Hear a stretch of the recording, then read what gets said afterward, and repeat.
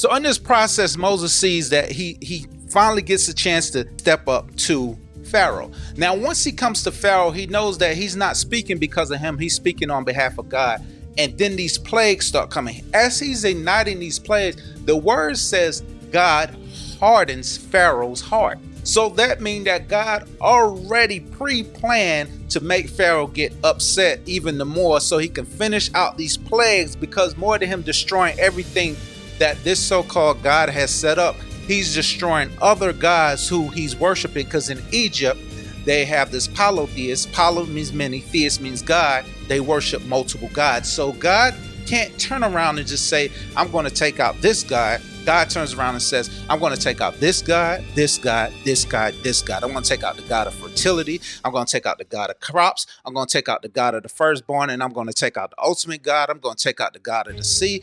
And every different plague he does is to take out another God. He's doing this to let you know, I don't care about what you think about me. I don't care if you don't worship me. I need you to shut up and realize who I am. I need you to be quiet and see the salvation. I need you to see my works and what I'm going to do.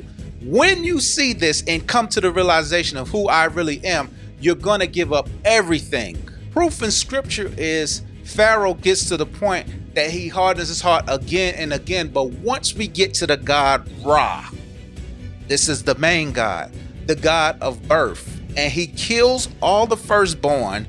God of the Bible of Abraham, Isaac, and Jacob takes out God Ra. See, I'm telling you this stuff because there's other different gods that's going on, and all of them are just different types of demons that's using the spirit of statues, and people are worshiping these statues, but actually what it's doing, you're opening up demonic activity for yourself because you're following the wrong God.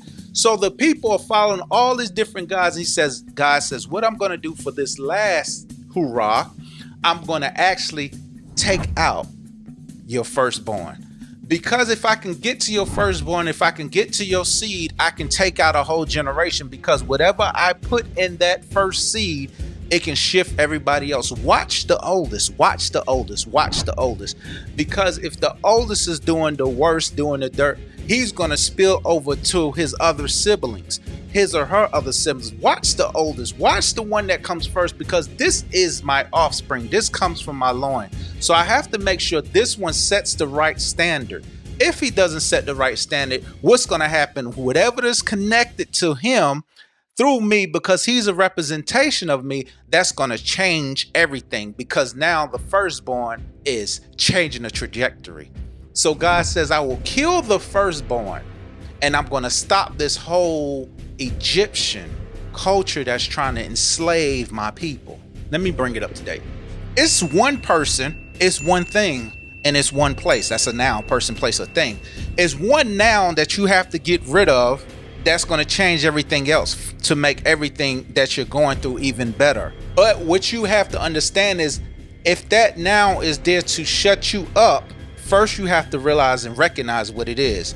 But if that noun is there to shut you down, you have to use God to get it out your way. That mountain must be moved.